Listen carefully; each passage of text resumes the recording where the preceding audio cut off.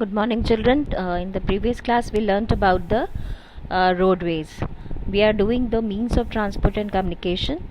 So now we will start with the railways. I have already told you how railways are very important for India's social and economic life, because they are the railways only who have integrated the country, and the people here are, if they are thinking of sending the goods from one place, far off places, or they are thinking of traveling far off places, it is just because of the railways.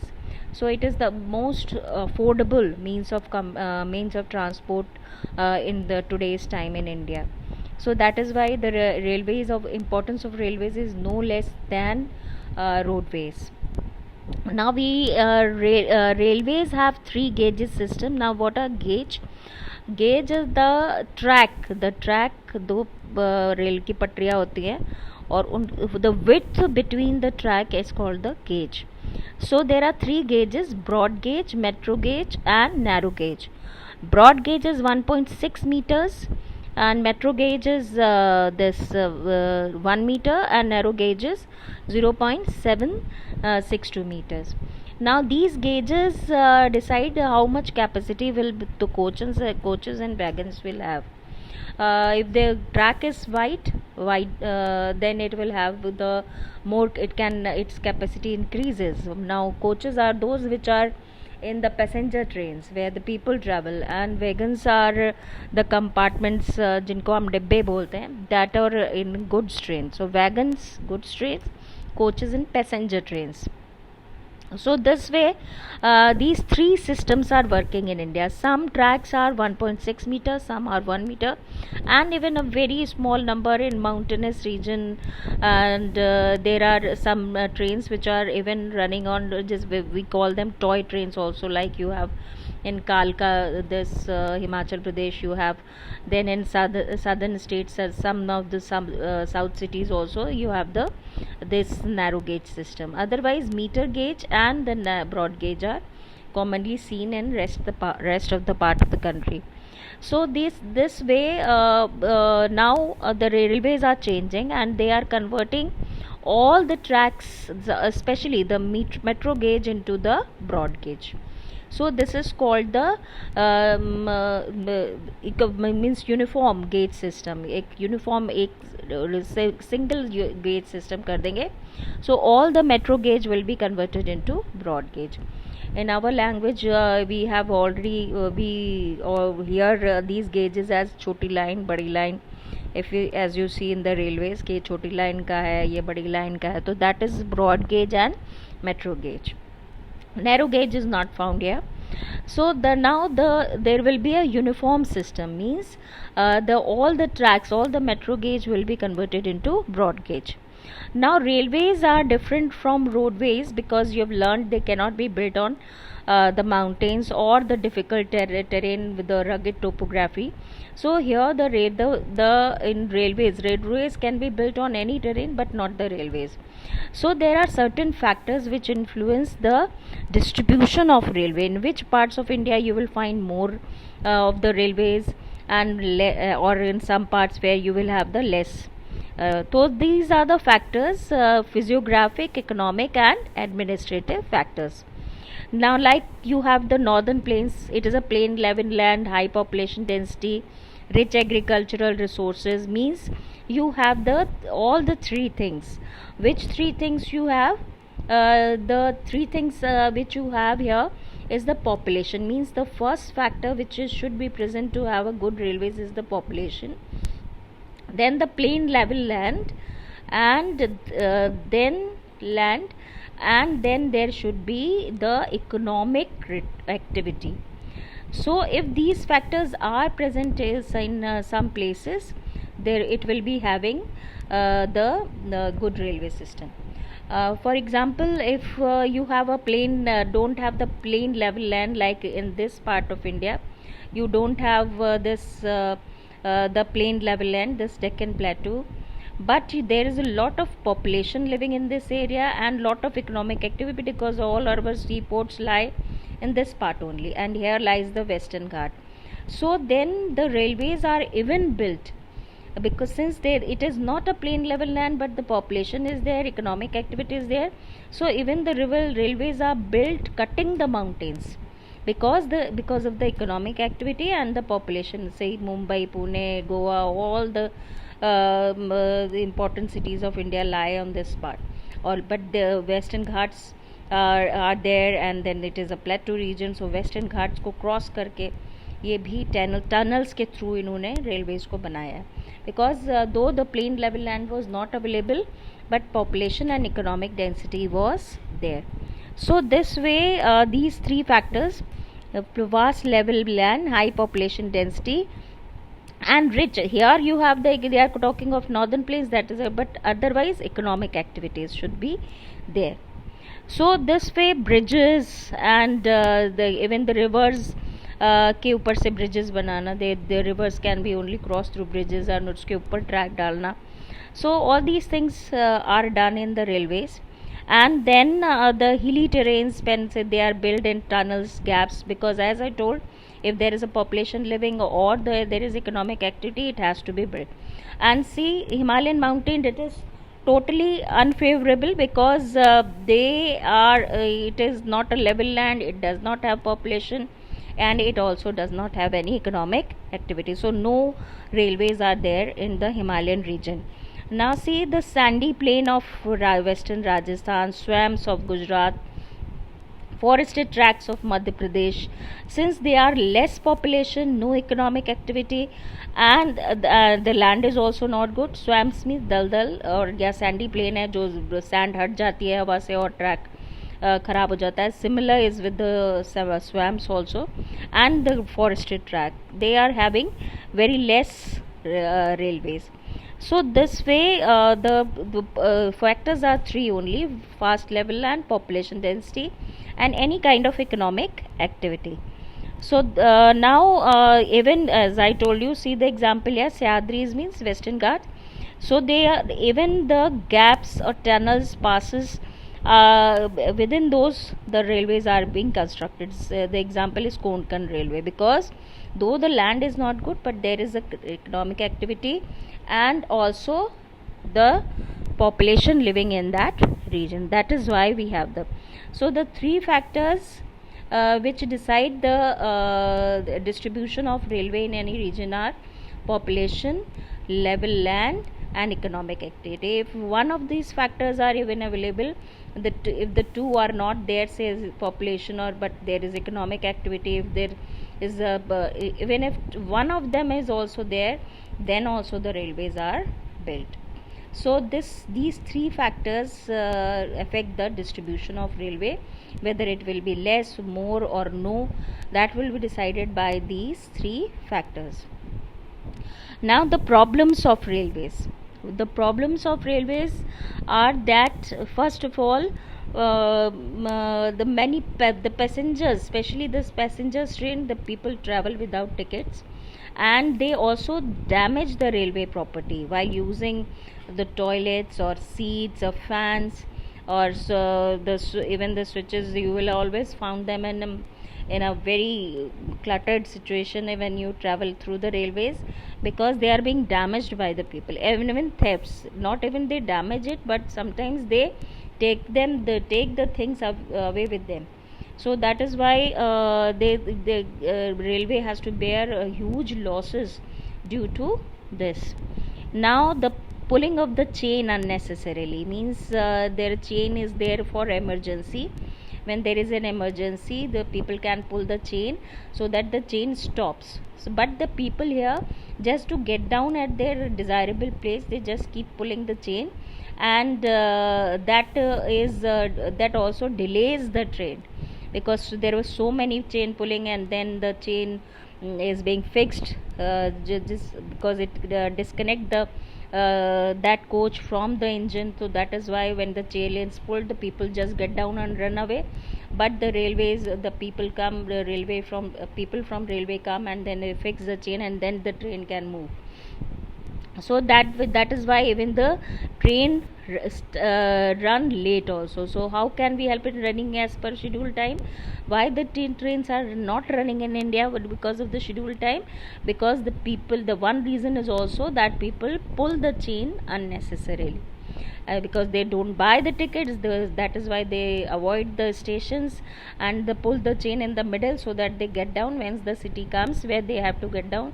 They just pull the chain and get down. So these are the major problems that the railways are suffering. Now there are a lot of changes being done in the railways. The first is electrification of track. The trains were running on this diesel engine. First there were steam engines which run on coal, but now the diesel engine and electrification. So just to make the railways pollution free, the track has to, because railway engine, if you have seen, they touch that wire upon the electric engines especially, and then they move. So when we will get the whole track, all the tracks electrified, then the electric engines can be used. So electrification of both is on the first. And as I told, unigauge system, यानी uniform एक gauge broad gauge में convert हो जाएगा, यूनिगेज हो जाएगा पूरा track India में, सारे tracks. So these are then the fast moving trains, so that the people prefer more of the railways, because it takes lot of time. So any delays, because you have learned how the delays are being done. So this way, these are the few changes that railway is bringing to make railway even better. So this way we have the factors affecting the distribution of railway, because the distribution is unevenly distributed in India because of the three factors: the population, the condition of land, how the land is, and then the economic activity. So more, because of these things differ from place to place, that is why the distribution of railways differ from place to place. Somewhere it is very dense and somewhere it is less. So now we come to the next system on the land, and that is pipelines. Pipelines, you have already know from many years that the water in your houses come through the pipelines. The pipelines are laid underground, and they are used to transport water from a very long time to us. But now they will be using here we are not learning pipelines because of water. We are learning now the pipelines are now used to transport crude oil, petroleum and natural gas from oil and natural gas fields, means from where they are extracted to the refineries where they are being refined, and then the fertilizer factories which are the users of this petroleum products, and the big thermal power plants where the petroleum is used to generate electricity. So this way, now they are being also used for transporting crude oil, petroleum products and natural gas. Apart from water, they are not. Now you have seen the gas pipelines also in your city, so you have seen how the pipelines are laid underground. So these are very valuable things: crude oil, petroleum products, natural gas. That is why they need to be transported safely from one place to another. So now these pipelines, how will they help the country?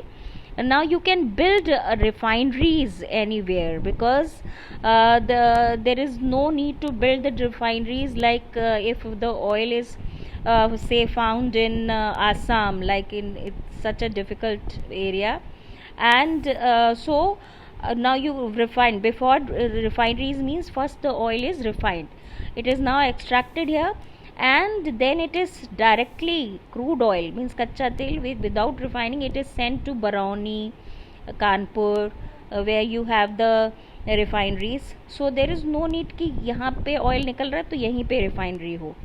So now the crude oil can also be transported and it can be refined anywhere it is the pipelines are laid, and so it is sent through the pipelines. So refineries, and then the pipelines are even extended. Once the pipeline is laid down, it can be extended, the branches can be taken out. So this system is helping in the economic development of the country, because now these three things, petroleum, natural gas, crude oil, all these things are now available very easily to the people. And whatever the factories need these products, the industries which are based on petroleum products or which are based on natural gas, they can be easily established in any part of the country. Otherwise there are only few areas where the oil is found, like here and here. So that limits the location. But now in India you will find the industries, the factories based on petroleum product anywhere, all through the India. So now these pipelines, they are far off locations, means जहाँ से निकल रहा है उससे भी बहुत दूर ये इंडस्ट्रीज लगाई जा रही हैं. Fertilizer plants totally oil based हैं, गैस बेस्ड हैं. So fertilizer is a big requirement for the agricultural country like India. So they can be established anywhere. So this way the pipelines are very useful means for such a valuable products, because once they are being laid down, initial cost is high, means while you are laying it, its cost can be high, but running cost is minimal, because they do not get damaged easily, because they are not on the ground. And they are also being transported through strong PVC pipes and all, so they even don't get even damaged even during the earthquakes and all. So nothing can damage them. So their running cost is minimal. Laying cost is high. लगाने में जब लगाते हैं, जब बनाते हैं pipelines डालते हैं तो कॉस्ट हाई होगी, लेकिन वो सालों साल फिर चलती हैं.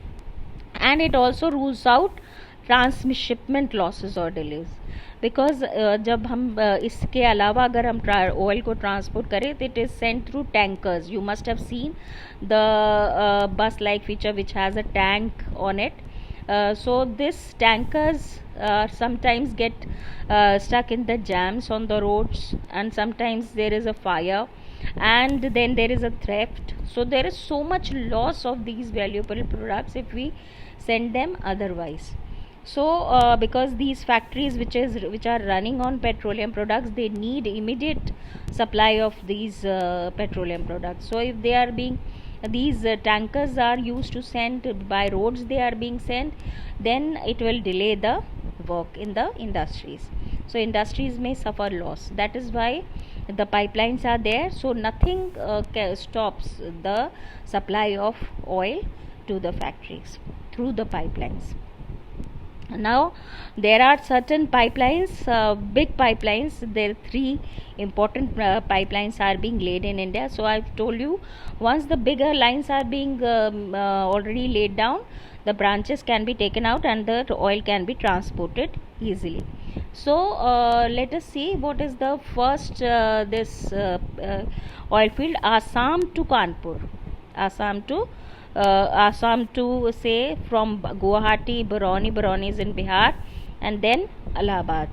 So Assam Assam to Kanpur is the first pipeline. Then next is Salaya in Gujarat to Jalandhar in Punjab, and the last is Hazira in Gujarat to Jagdishpur in Uttar Pradesh, which is the gas pipeline in India, and it is one of the longest pipeline of India. Its length is about 2200 kilometer.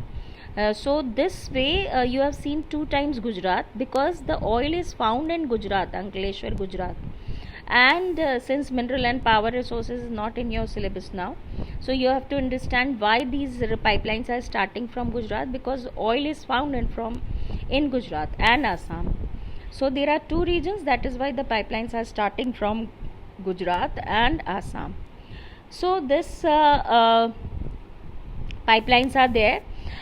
So this region where the pipelines are there,